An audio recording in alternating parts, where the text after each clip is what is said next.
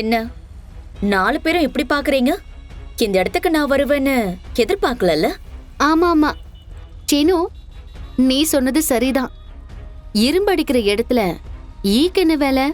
பேசுடி பேசு. நான் ஈதான். எவ்வளவு பெரிய யானையா இருந்தாலும் ஈ காதுக்குள்ள போனா என்ன ஆகும் தெரியும்ல? சரியாதான் சொல்றா. உனக்குதான் யாருமே நிம்மதியா இருந்தா பிடிக்காதே. பிடிக்காது. அதுவும் உங்க குடும்பம் சந்தோஷமாவும் நிம்மதியாவும் இருந்தா எனக்கு பிடிக்கவே பிடிக்காது. இங்க பாரு, இந்த கான்ட்ராக்ட் நிச்சயமா உங்களுக்கு கிடைக்காது. அதே எப்படி? யாரு கம்மியா கோட் பண்ணிருக்காங்களோ அவங்களுக்கு தானே கான்ட்ராக்ட் கொடுப்பாங்க.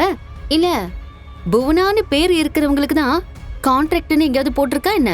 ஏய், இந்த திமிர்ல தாண்டி நீங்களும் அழிஞ்சு போக போறீங்க. கெட்டது செய்யற உனக்கு திமிர் இருக்கும்போது எல்லாருக்கும் நல்லது மட்டுமே நினைக்கிற மாயாவுக்கு திமிர் இருந்தா உனக்கு பொறுக்காதே. சார், ஒரு சின்ன ரிக்வெஸ்ட். சொல்லுங்கம்மா.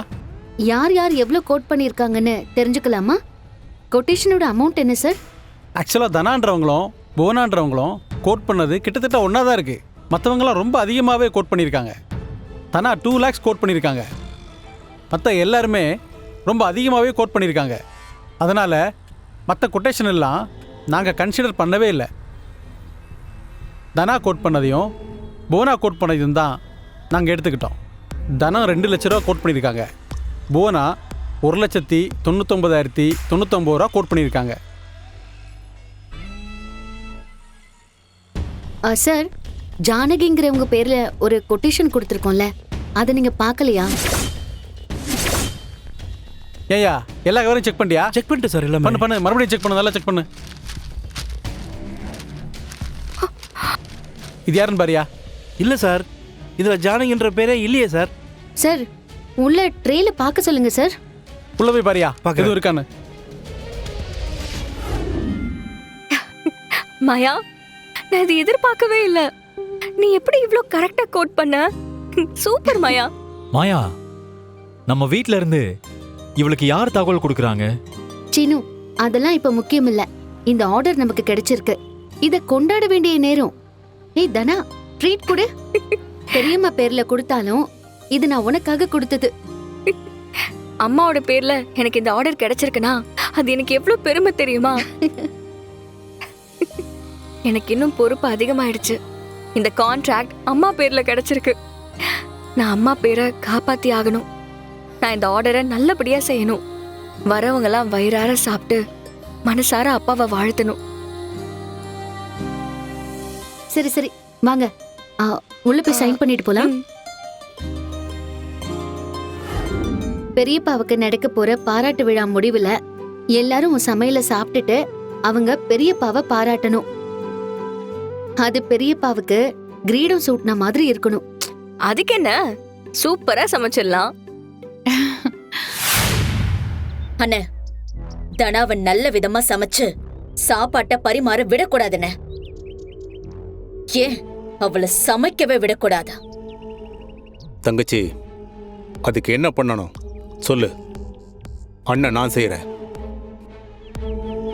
சமையலுக்கு மாஸ்டர்ல இருந்து காய்கறி கட் பண்ணி தர உதவியாளர் வரைக்கும், அப்புறம் சப்ளையர்னு முதல்ல அந்த ஆளுங்களெல்லாம் புக் பண்ணணும். தனா, ஆர்டர் கிடைச்ச உடனேயே நான் ஆளுங்களுக்கு சொல்லிட்டேன். இன்னும் கொஞ்ச நேரத்தில் வந்துடுவாங்க.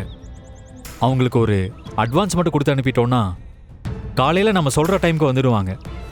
இந்தாங்க அண்ணாச்சி, இதை அட்வான்ஸா வச்சுக்கோங்க. என்னம்மா நீங்க? நான் என்ன அட்வான்ஸ் கேட்டு வாங்குவா வந்தேன்? பணமெல்லாம் அப்புறம் பார்த்துக்கலாமா? மளிகை லிஸ்ட்டு கேட்டு வாங்கிட்டு போலான்னு வந்தேன். இனிமே தான் லிஸ்டே போடணும் அண்ணாச்சி. நானே கடைக்கு வந்து கொடுக்குறேன். அப்ப சரிம்மா. இந்தாங்க, இதை அட்வான்ஸா வச்சுக்கோங்க. சரி, நான் அப்ப வர்றேம்மா. ம்.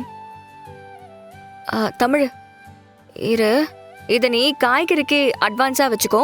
ம். அடி போடி, உன்னை பார்த்து நானும் என்னென்ன காய் வேணும் எவ்வளவு வேணும்னு கேட்டுட்டு போக தான் வந்தேன். நீ இப்ப சொன்னாலும் சரி, போன் பண்ணி சொன்னாலும் சரி, அப்பா கிட்ட சொல்லிட்டா காலையில மார்க்கெட்ல இருந்து நேரா பஞ்சாயத்து ஆபீஸ்ல கொண்டு வந்து இறக்கிடுவாரு.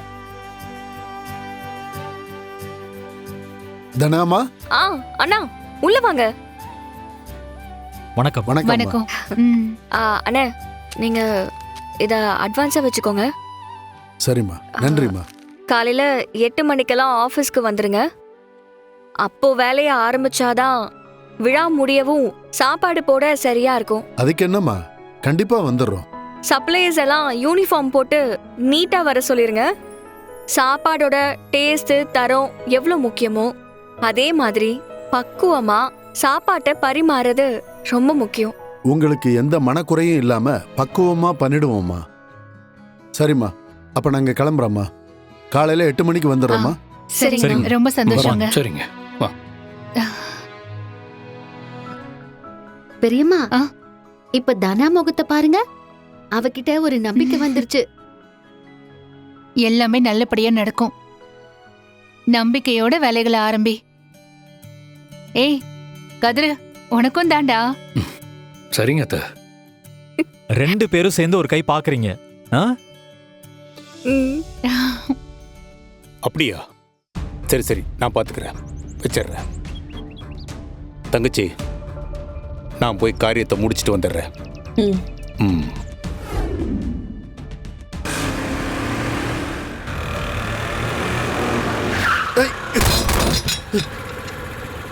யோ, அறிவு இருக்கா உனக்கு? பார்த்து வர மாட்டா?